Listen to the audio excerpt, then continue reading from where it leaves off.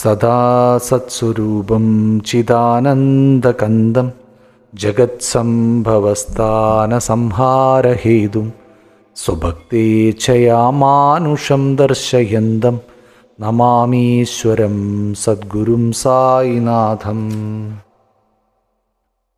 അധ്യായം 39. ബാബയുടെ സംസ്കൃത പരിജ്ഞാനം. ഷിർദിയും ദ്വാരകാമായിയും ബാബ മഹാസമാധി വരെ വാണരുളിയ സ്ഥലങ്ങളെന്ന നിലയിൽ അനുഗ്രഹീതങ്ങളാണ്. ബാബ ഉപകാരം ചെയ്ത ഷിർദിയിലെ ജനങ്ങളും അനുഗ്രഹീതരാണ്. അവർക്ക് വേണ്ടി ബാബ അതിവിദൂരത്തിൽ നിന്നും വന്നു. ഷിർദി ഒരു ചെറു ഗ്രാമമായിരുന്നത് ബാബയുടെ സമ്പർക്കത്താൽ ഒരു തീർത്ഥാടന കേന്ദ്രമായി മാറി. ഷിർദിയിലെ സ്ത്രീകളുടെ കറകളഞ്ഞ ബാബ ഭക്തി കാരണം അവർ അനുഗ്രഹീതരാണ്. അവർ കുളിക്കുമ്പോഴും അരയ്ക്കുമ്പോഴും ഇടിക്കുമ്പോഴും മറ്റു വീട്ടുപ്രവർത്തികർ ചെയ്യുമ്പോഴുമെല്ലാം ബാബയുടെ അപദാനങ്ങൾ ശ്രുതിമധുരമായ ഗീതങ്ങളാക്കി പാടിക്കൊണ്ടിരുന്നു. ആ ഗാനങ്ങൾ പാട്ടുപാടുന്നവർക്കും കേൾക്കുന്നവർക്കും മനഃശാന്തി നൽകി. ബാബയുടെ വ്യാഖ്യാനം. ബാബയ്ക്ക് സംസ്കൃതം അറിയാമായിരുന്നുവെന്നാരും വിശ്വസിച്ചിരുന്നില്ല. ഒരു ദിവസം നാനാസാഹിബ് ചന്ദോർക്കർക്ക് ഒരു ഗീതാ ശ്ലോകത്തിന് വ്യാഖ്യാനം പറഞ്ഞു കൊടുത്തപ്പോൾ എല്ലാവരും അതിശയിച്ചു പോയി. അതിൻ്റെ ചുരുക്കം സായിലീല മാസികയിൽ BV ദേവ് എഴുതിയ ഒരു ലേഖനത്തിലും BV നരസിംഹസ്വാമിയുടെ ബുക്കിലും കൊടുത്തിട്ടുണ്ട്. ദേവ് നാനാസാഹിബിനോട് തന്നെ അന്വേഷിച്ച് കിട്ടിയ വിവരങ്ങളാണ് ഇവിടെ ചേർക്കുന്നത്. നാനാസാഹിബ് ചന്ദോർക്കർ നല്ല വേദാന്ത പരിജ്ഞാനമുള്ള ആളായിരുന്നു. ഗീത വ്യാഖ്യാനത്തോടുകൂടി വായിച്ച് മനസ്സിലാക്കി അതിൽ തനിക്കുള്ള പരിജ്ഞാനത്തിൽ കുറച്ച് അഹംഭാവിയുമായി.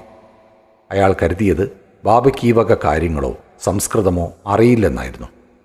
അപ്പോൾ ബാബ ഒരു ദിവസം ഈ പൊള്ള പൊട്ടിച്ചു. അത് അന്ന് ബാബയുടെ അടുത്ത് തിരക്കൊന്നുമില്ലാതെ ഭക്തന്മാർക്ക് യഥേഷ്ടം സംസാരിക്കാൻ സാധിച്ചിരുന്ന കാലമായിരുന്നു. നാന ബാബയുടെ അരികിലിരുന്ന് കാല് തലോടിക്കൊണ്ടിരിക്കെ എന്തോ പിറുപിറുത്തു.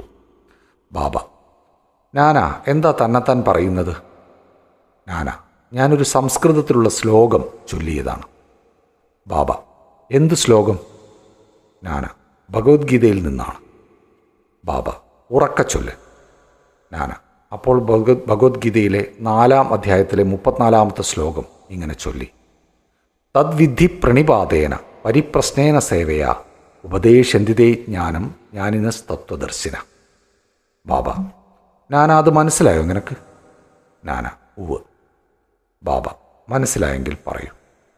നാന: അതിൻ്റെ അർത്ഥം ഇതാണ്: സാഷ്ടാംഗ പ്രണാമം ചെയ്തും ഗുരുവിനോട് ചോദ്യങ്ങൾ ചോദിച്ചും സേവിച്ചും ജ്ഞാനം എന്താണെന്ന് പഠിക്കുക. അപ്പോൾ ബ്രഹ്മത്തെപ്പറ്റി യഥാർത്ഥ വിജ്ഞാനമുള്ള ജ്ഞാനികൾ നിനക്ക് ജ്ഞാനത്തെപ്പറ്റി ഉപദേശം തരും. ബാബ: നാന, എനിക്ക് ആ ശ്ലോകത്തിലുള്ള ഒട്ടാകെയുള്ള അർത്ഥമല്ല വേണ്ടത്. ഓരോ വാക്കും അതിൻ്റെ വ്യാകരണവും അർത്ഥവും പറഞ്ഞു തരണം. അന്നേരം നാന ഓരോ വാക്കായി അർത്ഥം പറഞ്ഞു. ബാബ: നാന, സാഷ്ടാംഗ പ്രണാമം മാത്രം മതിയോ? നാന: പ്രണിപാതത്തിന് പ്രണാമം എന്നല്ലാതെ മറ്റർത്ഥം എനിക്കറിയില്ല. ബാബ: പരിപ്രശ്നം എന്താണ്? നാന: ചോദ്യങ്ങൾ ചോദിക്കൽ. ബാബ: പ്രശ്നം എന്നാൽ എന്താണ്? നാന: അതേ അർത്ഥം തന്നെയാണ്. ബാബ: പരിപ്രശ്നത്തിനും പ്രശ്നത്തിനും ഒരേ അർത്ഥമാണെങ്കിൽ വ്യാസൻ എന്തിനാണ് പരി എന്ന് ചേർത്തത്? വ്യാസന് തലയ്ക്ക് ശരിയില്ലേ? നാന: എനിക്ക് പരിപ്രശ്നം എന്ന വാക്കിന് വേറെ അർത്ഥം അറിഞ്ഞുകൂടാ. ബാബ: സേവ. എന്തുതരം സേവയാണ് ഉദ്ദേശിച്ചിരിക്കുന്നത്? നാന: ഞങ്ങൾ സദാ ചെയ്യുന്ന തരത്തിലുള്ളത്. ബാബ: അത്തരം സേവ ചെയ്താൽ മതിയോ? നാന: അതിൽ കൂടുതൽ എന്താണ് സേവ എന്ന പദം കൊണ്ട് ഉദ്ദേശിച്ചതെന്ന് എനിക്ക് അറിഞ്ഞുകൂടാ. ബാബ: അടുത്ത വരി ഉപദേശന്തിതേ ജ്ഞാനം. അതിൽ ജ്ഞാനത്തിന് പകരം വേറെ എന്തെങ്കിലും വാക്ക് ഉച്ചരിക്കാമോ? നാന: ആവാം. ബാബ: എന്ത് വാക്കാണ്? നാന: അജ്ഞാനം. ബാബ: ജ്ഞാനത്തിന് പകരം അജ്ഞാനമെന്നാക്കിയാൽ ആ ശ്ലോകത്തിന് വല്ല അർത്ഥവും കിട്ടുമോ? നാന: ഇല്ല, ശങ്കരഭാഷ്യം അങ്ങനെ പദം മുറിച്ചിട്ടില്ല. ബാബ: അദ്ദേഹം പറഞ്ഞിട്ടില്ലെങ്കിൽ പോട്ടെ, സാരമില്ല. അജ്ഞാനമെന്നുപയോഗിച്ച് കൂടുതൽ വല്ല അർത്ഥവും തോന്നുന്നുവെങ്കിൽ അതിന് വല്ല ആക്ഷേപവുമുണ്ടോ? നാന: അജ്ഞാനമെന്ന് ചേർത്താൽ എങ്ങനെ ശരിയാവുമെന്ന് എനിക്ക് മനസ്സിലാവുന്നില്ല. ബാബ: കൃഷ്ണൻ എന്തിനാണ് അർജുനനെ ജ്ഞാനികളുടെയും തത്വദർശികളുടെയും അടുത്തേക്ക് പ്രണാമത്തിനും പ്രശ്നത്തിനും സേവയ്ക്കും അയക്കുന്നത്?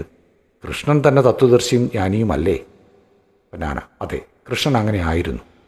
പക്ഷേ എന്തിനാണ് അർജുനനെ ജ്ഞാനികളുടെ അടുക്കൽ പോകാൻ നിർദ്ദേശിച്ചതെന്ന് എനിക്ക് മനസ്സിലാവുന്നില്ല. ബാബ: നിനക്കത് മനസ്സിലായിട്ടില്ലേ? നാനയുടെ അഹംഭാവം നശിച്ചു. ഗർവിൻ്റെ നെറുകയിൽ തന്നെയാണ് അടികൊണ്ടത്. എന്നിട്ട് ബാബ വ്യാഖ്യാനിക്കാൻ തുടങ്ങി. 1. ജ്ഞാനികളെ നമസ്കരിച്ചാൽ മാത്രം പോരാ. സദ്ഗുരുവിൻ്റെ അടുക്കൽ സർവസ്ഥ ശരണാഗതി തന്നെ ആയിരിക്കണം.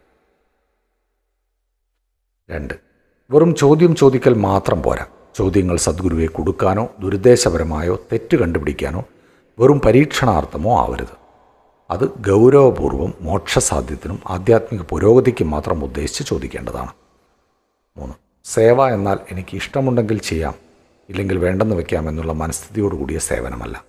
ഈ ശരീരം എൻ്റേതല്ലെന്നും അതിൻ്റെ ഉടമ ഗുരുവാണെന്നും ഞാൻ ഗുരുസേവയ്ക്ക് മാത്രം നിലകൊള്ളുന്നു എന്നുള്ള മനസ്ഥിതിയിലായിരിക്കണം ആ സേവ ചെയ്യുന്നത്.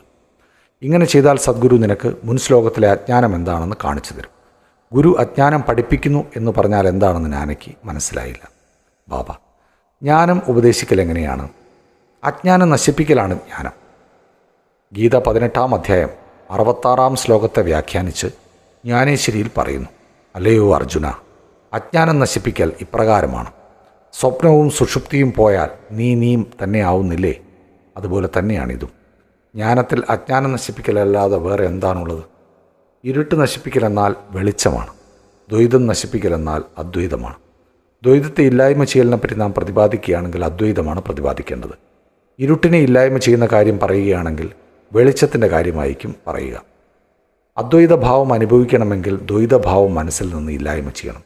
അതാണ് അദ്വൈതഭാവം അനുഭവത്തിൽ വരുത്തൽ. ദ്വൈതത്തിലിരുന്നു കൊണ്ട് ആർക്കാണ് അദ്വൈതത്തെപ്പറ്റി ആധികാരികമായി പറയാൻ കഴിയുക? ആ ഭാവത്തിലെത്താത്ത ഒരുവൻ അത് പറഞ്ഞു തന്നാൽ എങ്ങനെയാണ് ശ്രോതാവിനത് മനസ്സിലാക്കി അനുഭവത്തിൽ കൊണ്ടുവരാൻ കഴിയുക? പോരെങ്കിൽ ശിഷ്യനും സദ്ഗുരുവെ പോലെ തന്നെ ജ്ഞാനത്തിൻ്റെ മൂർത്തീകരണമാണ്. അവർ തമ്മിലുള്ള ഭേദം ഭാവത്തിലും ഉയർന്ന അനുഭവങ്ങളിലും വിസ്മയാവഹമായ ഉയർന്ന നിലവാരത്തിലുള്ള സാത്വിക ഗുണത്തിലും എതിരില്ലാത്ത കഴിവിലും ഐശ്വര്യയോഗത്തിലും മാത്രമാണ്. സദ്ഗുരു നിർഗുണനും സച്ചിദാനന്ദനുമാണ്. ഗുരു മാനുഷ്യരൂപം കൈക്കൊണ്ടത് ലോകോദ്ധാരണത്തിനും മാനവരാശിയെ ഉന്നമനത്തിലെത്തിക്കാനുമാണ്. പക്ഷേ അതുകൊണ്ട് ഗുരുവിൻ്റെ യഥാർത്ഥമായുള്ള നിർഗുണ സ്വഭാവം അല്പം പോലും കുറഞ്ഞു പോകുന്നില്ല. ഗുരുവിൻ്റെ സ്ഥിതിയും ദൈവശക്തിയും ജ്ഞാനവും ഒട്ടും കമ്മി വരാതെ നിലനിൽക്കുന്നു. ശിഷ്യനും യഥാർത്ഥത്തിൽ അതേ സ്വരൂപത്തിലാണ്. പക്ഷേ അത് എത്രയോ ജന്മങ്ങളിലെ അജ്ഞാനരൂപത്തിലുള്ള സംസ്കാരങ്ങളാൽ ആവരണം ചെയ്ത് കിടക്കുന്നതിനാൽ അയാളുടെ ശുദ്ധ ചൈതന്യം അയാളുടെ ദൃഷ്ടിപഥത്തിൽ നിന്ന് മറയ്ക്കപ്പെട്ടിരിക്കുകയാണ്. ആ കാരണത്താൽ അയാൾക്ക് ഞാൻ ജീവനാണ്, ഒരു ജീവിയാണ്, കഴിവില്ലാത്തവനാണ്, ദരിദ്രനാണ് എന്നെല്ലാമുള്ള ചീത്ത സംസ്കാരം ഉണ്ടാവുന്നു. ഗുരുവിന് ഈ വക അജ്ഞാനത്തിൻ്റെ നാമ്പുകൾ നുള്ളിക്കളയാനുണ്ട്.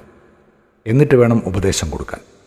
അന്തമില്ലാത്ത ജന്മങ്ങളെക്കൊണ്ട് ശിഷ്യനുണ്ടായിത്തീർന്ന ഞാൻ ജീവനാണ്, ദരിദ്രനാണ്, സാധുവാണ് എന്നിങ്ങനെയുള്ള ചീത്ത സംസ്കാരം നിർമ്മാർജ്ജനം ചെയ്യുവാനായി ഗുരു നൂറുകണക്കിനുള്ള ജന്മങ്ങളെക്കൊണ്ട് നീ ദൈവമാണ്, നീ ഗംഭീരനാണ്, നീ സമ്പന്നനാണ് എന്നിങ്ങനെയുള്ള പാഠങ്ങൾ അയാളെ പഠിപ്പിക്കുന്നു.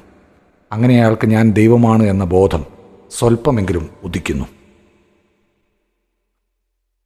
സ്ഥിരപ്രതിഷ്ഠ നേടി ശിഷ്യനിൽ കുടികൊള്ളുന്ന ഞാൻ ദേഹമാണ്, ജീവനാണ്, അഹംഭാവമാണ്, ദൈവം എന്നിൽ നിന്നും ഭിന്നനാണ്, ഞാൻ ലോകത്തിൽ നിന്ന് വേർപെട്ട് നിൽക്കുന്നു എന്നിങ്ങനെയുള്ള ആശയങ്ങളെല്ലാം തന്നെ അയാൾക്ക് എത്രയോ മുജ്ജന്മങ്ങളിൽ നിന്നും ആർജിച്ച വിവരക്കേടുകളാണ്. മതിഭ്രമവും തെറ്റും വിവരക്കേടും. ഈ അജ്ഞാനത്തിൻ്റെ മൂലകാരണവും നീക്കം ചെയ്യാൻ അയാൾ അന്വേഷണം തുടങ്ങണം. എങ്ങനെയാണ് ഈ അജ്ഞാനം ഉദിച്ചത്, എവിടെയാണത് എന്ന് ഇത് മനസ്സിലാക്കി കൊടുക്കലാണ് ഗുരുവിൻ്റെ ഉപദേശം. താഴെ പറയുന്നവയാണ് അജ്ഞാനത്തിൻ്റെ ഉദാഹരണം. 1. ഞാനൊരു ജീവനാണ്. 2. ദേഹം തന്നെയാണ് ആത്മാവ് അഥവാ ഞാൻ ദേഹം. 3. ദൈവം, ലോകം, ജീവൻ ഇവ വ്യത്യസ്തങ്ങളാണ്. 4. ഞാൻ ദൈവമൊന്നുമല്ല. 5. ദേഹം ആത്മാവല്ലെന്ന് അറിയാതിരിക്കൽ. 6. ദൈവം, ലോകം, ജീവൻ ഇവ ഒന്നു തന്നെയാണെന്നറിയായ്മ. ഈ വക തെറ്റുകൾ അയാൾക്ക് വെളിവാക്കി കൊടുത്തില്ലെങ്കിൽ ശിഷ്യന് എന്താണ് ലോകം, ദൈവം, ജീവൻ, ദേഹം എന്ന് മനസ്സിലാവുകയോ അവ തമ്മിലുള്ള പരസ്പര ബന്ധം അറിയുകയോ അവ തമ്മിൽ വല്ല ഭേദവുമുണ്ടോ എന്ന് ബോധ്യപ്പെടുകയോ ചെയ്യുന്നില്ല. അജ്ഞാനം നശിപ്പിക്കുന്നത് ജ്ഞാനത്തെപ്പറ്റിയ ഉപദേശമോ അജ്ഞാനത്തെപ്പറ്റിയ ഉപദേശമോ? എന്തിനാണ് ജ്ഞാനമൂർത്തിയായ ജീവന് ജ്ഞാനം ഉപദേശിക്കുന്നത്? ഉപദേശം അയാളുടെ തെറ്റ് മനസ്സിലാക്കി കൊടുക്കാനും അജ്ഞാനം നശിപ്പിക്കാനും മാത്രമാണ്. ബാബ തുടർന്നു. 1. പ്രണിപാതം അർപ്പണത്തെ സൂചിപ്പിക്കുന്നു. 2. അർപ്പണം ശരീരം, അർത്ഥം, മാനസം ഇവകളെ കൊണ്ടാണ്. 3. എന്തിനാണ് കൃഷ്ണൻ അർജുനനോട് മറ്റ് ജ്ഞാനികളുടെ അടുക്കൽ പോവാൻ പറഞ്ഞത്? സദ്ഭക്തനെല്ലാം വാസുദേവനായി കാണുന്നു. അപ്പോൾ ഏതു ഗുരുവും ഭക്തന് കൃഷ്ണൻ തന്നെയാണ്. ഗുരു ശിഷ്യനെയും വാസുദേവനായി കാണുന്നു. കൃഷ്ണൻ രണ്ടുപേരെയും ആത്മനും പ്രാണനുമായി കരുതുന്നു. ഗീത അധ്യായം 7 ശ്ലോകം 8. ശ്രീകൃഷ്ണൻ അത്തരം ഭക്തന്മാർ ഗുരുക്കന്മാരായിട്ടുണ്ടെന്നറിയുന്നതിനാൽ അർജുനനെ അവരുടെ അടുക്കൽ പോവാൻ നിർദ്ദേശിച്ച് അവരുടെ മഹത്വം പ്രഖ്യാപിക്കുക മാത്രമാണ് ചെയ്യുന്നത്. സമാധി മന്ദിരം നിർമ്മിക്കൽ. ബാബ തനിക്ക് നിർവഹിക്കേണ്ട കാര്യങ്ങളെപ്പറ്റി പറയുകയോ തിരക്ക് കൂട്ടുകയോ യാതൊന്നും ചെയ്യാറില്ല. പക്ഷേ എല്ലാം സമർത്ഥമായി കൈകാര്യം ചെയ്ത് സാവധാനമെങ്കിലും സുദൃഢമായി കാര്യങ്ങൾ നടക്കുന്നത് കണ്ട് ജനങ്ങൾ വിസ്മയിച്ചു പോകും. സമാധി മന്ദിരം പണി ചെയ്തത് ഇതിനൊരു ഉദാഹരണമാണ്. നാഗ്പൂരിലെ കോടീശ്വരനായ ശ്രീമാൻ ബാപ്പു സാഹേബ് ബൂട്ടി കുടുംബസമേതം ഷിർദിയിൽ താമസിച്ചിരുന്നു. ഒരിക്കൽ അയാൾക്ക് അവിടെ സ്വന്തമായൊരു കെട്ടിടം വേണമെന്ന് ആഗ്രഹമുണ്ടായി. ഇതിനുശേഷം കുറച്ചു കഴിഞ്ഞ് ഒരിക്കൽ ദീക്ഷിത് വാടയിൽ കിടന്നുറങ്ങുമ്പോൾ ഒരു ദർശനമുണ്ടായി. ബാബ പ്രത്യക്ഷപ്പെട്ട് അയാൾ സ്വന്തമായി ഒരു സത്രം പണിയുവാനും അതിലൊരു ക്ഷേത്രം കൂടി നിർമ്മിക്കുവാനും പറഞ്ഞതായി കണ്ടു. അവിടെ തന്നെ ഉറങ്ങിയിരുന്ന ശ്യാമയ്ക്കും ഇതേപോലെ തന്നെ ദർശനമുണ്ടായി. ബാപ്പു സാഹിബ് ഉണർന്നു നോക്കിയപ്പോൾ ശ്യാമ കരയുന്നത് കണ്ട് എന്താണ് കാരണം എന്ന് ചോദിച്ചു. അയാളുടെ സ്വപ്നത്തിൽ ബാബ അടുത്തു വന്ന് വ്യക്തമായി ക്ഷേത്രത്തോടു കൂടി ഒരു സത്രം നിർമ്മിക്കുക, എല്ലാവരുടെയും ആഗ്രഹം ഞാൻ നിർവഹിക്കാം എന്ന് പറഞ്ഞതായും ബാബയുടെ സ്നേഹ മധുരമായ വാക്ക് കേട്ട് വികാരാധീനനായി തൊണ്ടയിടറി കണ്ണു നിറഞ്ഞ് കരഞ്ഞു പോയതാണെന്നും മറുപടി പറഞ്ഞു. രണ്ടുപേരുടെയും സ്വപ്നം ഒരുപോലെ ആയിരുന്നതിനാൽ ബാപ്പു സാഹിബ് അതിശയിച്ചു പോയി. ധനികനായതുകൊണ്ട് അവിടെ തന്നെ ഒരു വാട നിർമ്മിക്കാൻ നിശ്ചയിച്ചു. ശ്യാമയുടെ സഹായത്തോടെ ഒരു പ്ലാൻ തയ്യാറാക്കി. കാക്കാ സാഹിബ് ദീക്ഷിതും ആ പ്ലാൻ അംഗീകരിച്ചു. അത് ബാബയുടെ മുന്നിൽ വെച്ചപ്പോൾ ബാബയും അതുടനെ അംഗീകരിച്ചു, അനുവാദം കൊടുത്തു. ഉടനെ പണി തുടങ്ങി. ശ്യാമയുടെ മേൽനോട്ടത്തിൽ താഴെനിലയും ഉള്ളറയും കിണറും പണി കഴിപ്പിച്ചു. ലണ്ടിയിലേക്ക് പോകുമ്പോഴും വരുമ്പോഴും ബാബയും പല ഭേദഗതികളും നിർദ്ദേശിക്കുമായിരുന്നു. ബാക്കി പണി ബാപ്പു സാഹിബ് ജോഗിനെ ചുമതലപ്പെടുത്തി. അങ്ങനെ പണി നടന്നുകൊണ്ടിരിക്കെ നടുക്ക് വിശാലമായ ഒരു തുറന്ന തളം വേണമെന്നും അതിലുയർന്ന വേദി വേണമെന്നും അതിലൊരു മുരളീധര വിഗ്രഹം പ്രതിഷ്ഠിക്കണമെന്നും ബാപ്പു സാഹിബ് ബൂട്ടിക്കൊരാശയം ജനിച്ചു. ഇത് ബാബയോട് ചോദിച്ച് അനുവാദം വാങ്ങാൻ അയാൾ ശ്യാമയോട് പറഞ്ഞു. ബാബ അതിലേക്ക് കടന്നു പോകുമ്പോൾ ശ്യാമ സംഗതി പറഞ്ഞ് അനുവാദം ചോദിച്ചു. അത് കേട്ട് ബാബ ശ്യാമയ്ക്ക് അനുവാദം കൊടുത്തത് ഇങ്ങനെയാണ്: ക്ഷേത്രം പണി ചെയ്ത് കഴിഞ്ഞാൽ ഞാൻ അവിടെ താമസിക്കാൻ വരും. എന്നിട്ട് വാടയെ നോക്കിക്കൊണ്ട് ബാബ തുടർന്നു. വാട പണിത് കഴിഞ്ഞാൽ നാം തന്നെ അത് സ്വന്തമായി ഉപയോഗിക്കും. നാം അവിടെ താമസിച്ചും നടന്നും കളിച്ചും അന്യോന്യം കെട്ടിപ്പിടിച്ചും സന്തുഷ്ടരായി കഴിയും. അപ്പോൾ ശ്യാമ അത് പ്രതിഷ്ഠാസ്ഥാനത്തിനുള്ള സ്ഥലം പണിക്ക് തറക്കല്ലിടാൻ പറ്റിയ ശുഭസമയമാണോ എന്ന് ചോദിച്ചു. ബാബ അതെ എന്ന് പറഞ്ഞു. ശ്യാമ ഉടനെ നാളികേരം ഉടച്ച് പ്രവൃത്തി തുടങ്ങി. ഉദ്ദേശിച്ചതുപോലെ പ്രവൃത്തി പൂർത്തിയാക്കുകയും മുരളീധര വിഗ്രഹം ഉണ്ടാക്കാൻ ഏൽപ്പിക്കുകയും ചെയ്തു. പക്ഷേ വിഗ്രഹം തയ്യാറാവുന്നതിന് മുമ്പ് ഒരു പുതിയ സംഭവം ഉണ്ടായി. ബാബയ്ക്ക് സുഖക്കേടാവുകയും അന്ത്യശ്വാസം വലിക്കാറാവുകയും ചെയ്തു. ബാപ്പു സാഹിബിന് സങ്കടമായി. ബാബ പോയിപ്പോയ ലക്ഷക്കണക്കിന് ചെലവാക്കി നിർമ്മിച്ച വാടയിൽ അദ്ദേഹത്തിൻ്റെ പാദധൂളിയേറ്റ് പരിശുദ്ധമാക്കുവാൻ കഴിയില്ലല്ലോ. പക്ഷേ ബാബയുടെ അന്ത്യശാസനം എന്നെ വാടയിൽ സൂക്ഷിക്കുക എന്ന വാക്കുകൾ ബാപ്പു സാഹിബിനെയും ബാക്കി എല്ലാവരെയും സമാധാനിപ്പിച്ചു. യഥാസമയം ബാബയുടെ ശരീരം നടുക്കുള്ള വേദിയിൽ സ്ഥാപിച്ച് മുരളീധരൻ്റെ സ്ഥാനത്ത് ബാബ തന്നെ വന്ന് മുരളീധരനായി. വാട സമാധി മന്ദിരവുമായി. അദ്ദേഹത്തിൻ്റെ അത്ഭുതാവഹമായ ജീവിതം ആരാലും അറിയാൻ കഴിയാത്തതാണ്. ബാബയുടെ പരിശുദ്ധവും പവിത്രവുമായ ദേഹം അടക്കിയ വാട നിർമ്മിച്ച ബാപ്പു സാഹിബ് ബൂട്ടി അനുഗ്രഹീതനും